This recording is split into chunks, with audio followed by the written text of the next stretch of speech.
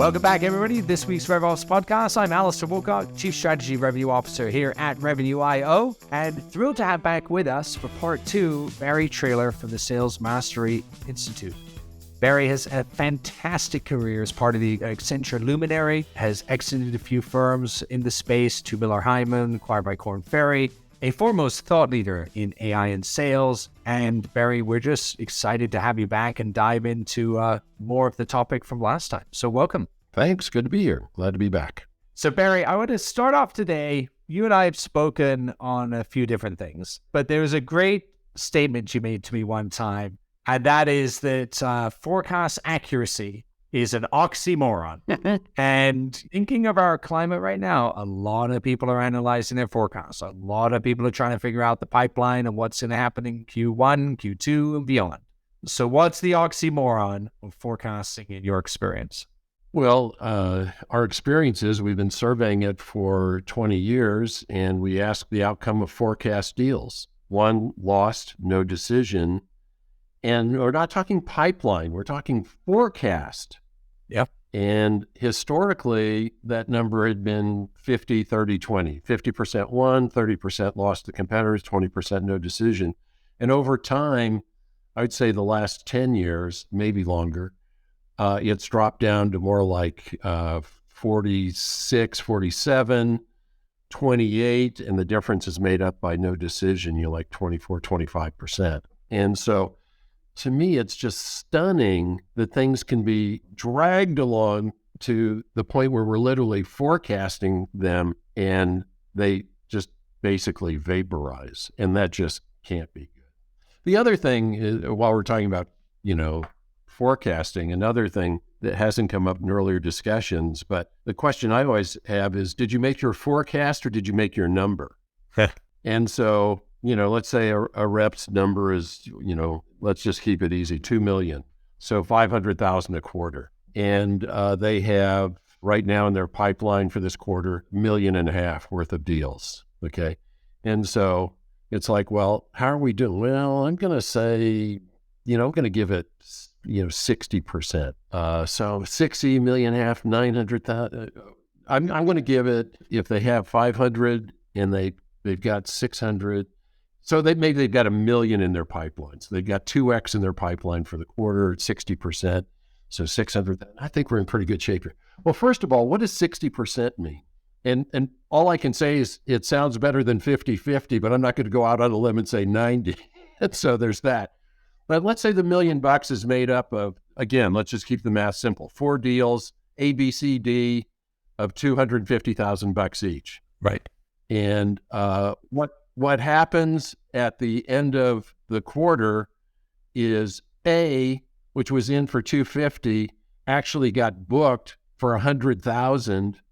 B, C, and D kind of out in the ether somewhere, but out of nowhere, this mega deal J for 400,000 came in, $500,000, and yay, hero. So made the number, but completely blew the forecast. I mean, this person is literally in a flat spin. They have no idea what's happening in their business. Right. But they're a hero because they made their number. So I think it's worth asking, did you make your number or did you make your forecast? And RevOps, would be all over this. 100% they are. Yeah. And it's, language I would use on that to supplement it is, are you running your business off human educated guessing?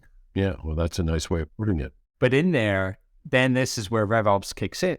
Should help. And the tools and technology should help in forecasting.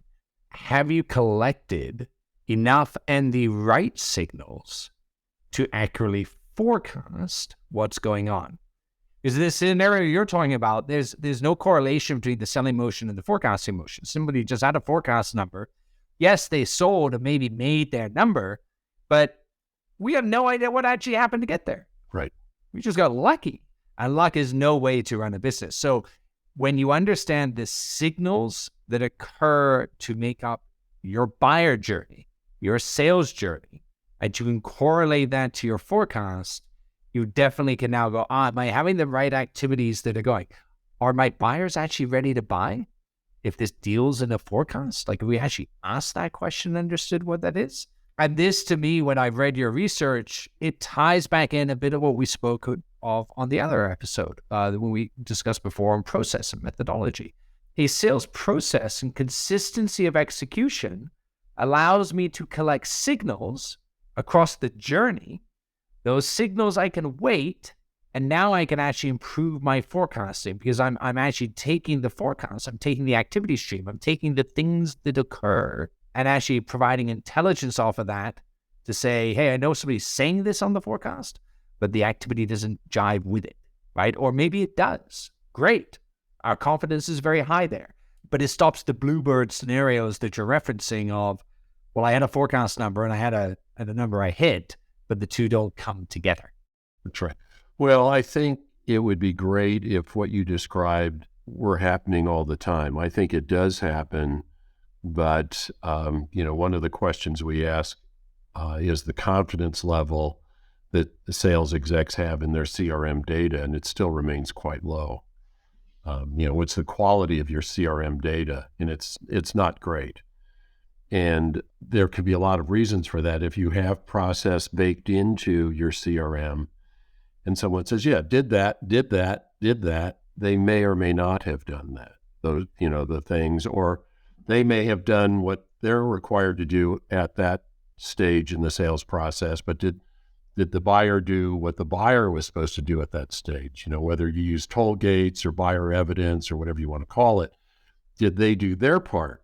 And it's like, well, I did my part. Well, that's not exactly, you can do everything yourself except sign the deal. So that doesn't exactly count. It's what the buyer is doing at each step that tells you what progress you're actually making.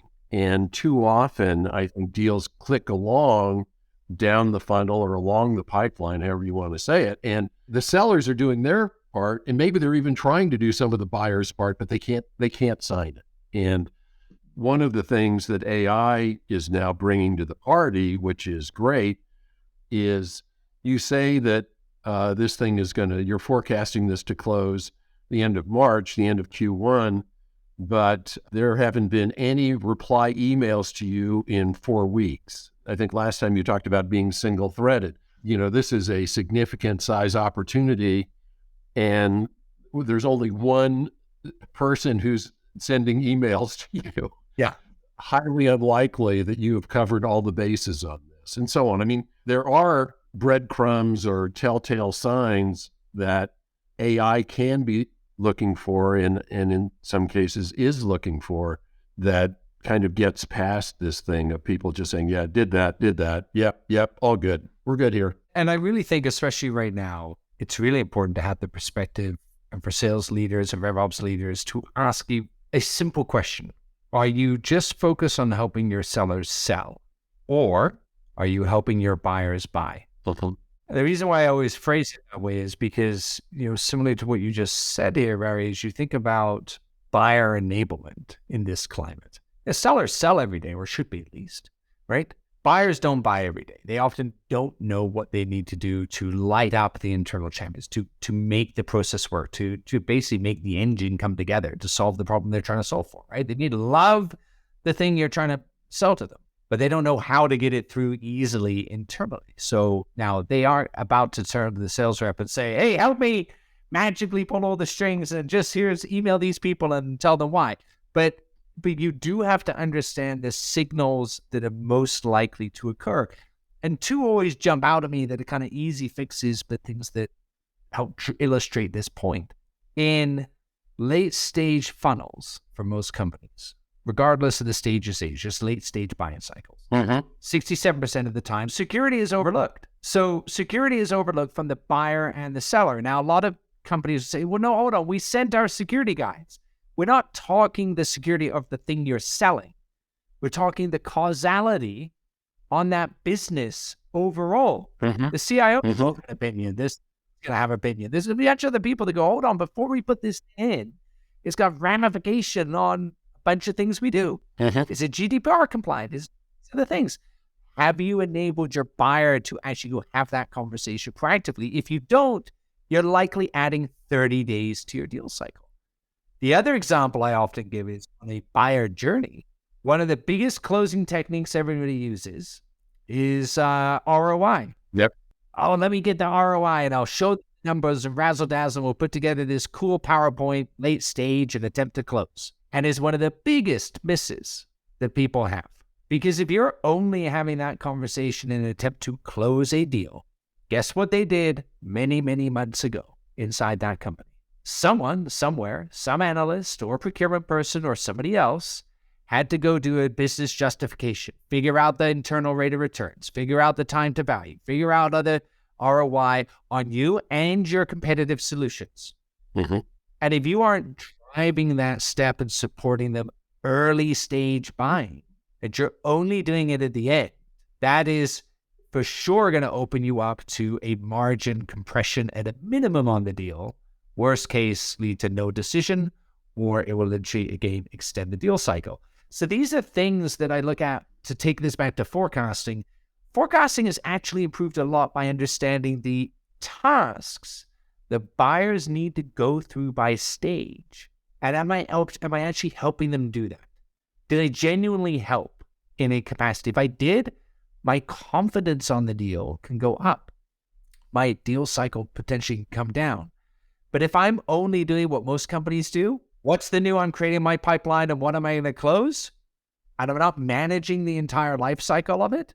You're going to have a really tough time of this. And this final comment, I'll throw it back to you, Barry, is I would love to get to a future state where we no longer look at pipeline and forecasting and saying, well, here's the 4X factor we need, the 5X factor we need. Yep. The only reason people need that is they're really poor and lazy about actually managing the deals that they have. Well, I don't know if they're lazy, but what I will say, universally, with very few exceptions, over decades of training Miller Hymans, I've seen thousands of blue sheets. And through our research the last 20 years, we've surveyed thousands of companies. And what I can say universally is most reps do not have enough good stuff going. And as a result, they pack their pipelines with stuff that is not a good fit, but it measures up to the thing you're talking about. You said there are two things. I will offer two things in return. One has to do with the process itself. One company back in the 90s, I was doing process mapping, and we would always say, so 1 through N, what from lead to close are the steps. And then we would talk about N+1, what a successful delivery or implementation look like, and N+2, what does ongoing customer care look like? Uh-huh. But let's just stick with 1 through N for the moment. And we'd say, okay, why are we doing this step? And how do we know when it's done? What's the desired outcome? And then we would say, what do we do at each of these steps? And what does the buyer do at each of these steps? We were doing this stuff in the early 90s, okay? Uh-huh. And now they call that buyer evidence or toll gates, wherever you want. I don't care. And so then after we got through the end of that one, then we would start to work back in Pareto this thing. We'd say, okay, of the deals that get to, let's say N is 6, of the deals that get to 5, how many make it to 6? And they would say 30%. And I said, no, actually what I'm asking you is when it gets this far, of the ones that get here, how many make it to the last step? And they said, yeah, about 30%. And I'm like, what? Wait, what? And it turns out that it was in medical devices, and they had a new, completely different way of delivering high potency drugs, chemo and stuff like that. Yeah. Completely different. And a demo was like a week-long process at a hospital or in a clinic, round the clock. Well, it cost over $50,000, and this was years ago. And they did a lot of those, and then 30% of them are like turning into business. Like, what the heck? And so it's like, okay, well, let's Pareto that. What are all the reasons that you lose at that point, and what are the two main ones? Guess what the two main ones were? Number one, the person who gave final approval did not agree with their approach. Number two, no budget. It's like, what the hell? And so is there a hole in our process? Wow, we never thought to ask, do you have any money? No, that's right here. It's step 1 or 2. We just said yes and never checked it again. But this other thing about the decision maker, the economic buyer, not buying their concept, did we never think, oh no, that's right here at step 3, proof of, whatever, before we did so they were checking it off, but it wasn't true. Yeah. Okay. So the first part is there a hole in our process? We never thought to ask, do you have any money, or are we simply not following our process? Okay. So I would say that's the first big thing. The second one I want to go back to, are you helping your seller sell or your buyers buy? Let's go back to N+1 and N+2. One of the big problems in my view, and my friend Martin Lewis wrote a book a number of years ago, How Customers Buy ... and Why They Don't. Okay. And so sellers tend to think of 1 through N, lead through close, and we're done. Okay. But in Martin's book, he shows like where all of the seller energy is going, like in the finding people and then educating them and then proof of concept and all that stuff. And then it kind of winds down. But for the buyer, it's like, yeah, I'm kind of interested. We did the internal stuff you talked about, IRR and ROI and business case. And yeah, we're really looking and blah, blah, blah. But what they're really worried about is after we get this thing, we have all this work to do to actually do this thing, implement it. Yeah. And it's not the security check. It's like, yeah, it checks. That doesn't mean it's done. We still have all this work to do. And sometimes it's just not worth it. And so buyers have gotten better at buying faster than sellers have gotten better at selling. But it's not just buying and selling. It's buying and implementing and living with it and having it succeed beyond anybody's wildest dreams. That's, I think, the part that people forget about. Yes, yes, and yes. Brent Adamson, an old friend, used to say, remember, from a buyer's perspective, it's not them saying, I'm happy I chose you. It's them saying, I'm happy we chose well. Yeah. Because at the end of the day, the point of buying is simply the action where I've now done it. And buying, when you look at the psychology of buying, I don't care the moment you're buying an engagement ring for your loved one, you're buying a car, your first house, or you're buying a piece of software. It's a negative emotion. The moment of a transaction, the moment of that purchase, that $20,000 engagement ring, you're going to gulp and go, oh, that's a lot of money for a piece of crushed coal, right? Mm-hmm. The moment you drive that car, you're like, man, the moment I drive it off the lot, I hope it was worth the $30,000 of depreciation, right? Yep. Gulp. Yeah. Right? Yep. Then you live it. And then you have things that happen afterwards. And you are evaluating the entire time how that is going. And so don't for a second, anybody ever think that buying is an exciting, wonderful thing. It's not. It's an incredibly negative thing. But what we do after that will dictate how well you do with that company. That's a great line. That is a great distinction. That's fabulous. And you think about, you said this earlier, and it's so true and even more true right now for our listeners to grasp. Now, we've said this before in the episode, but when you look at what happened in 08, 09, the last Black Swan event, the winners that came out of that time period knew how to grow with the customers they had, more than the ones than they had to go get. Mm-hmm.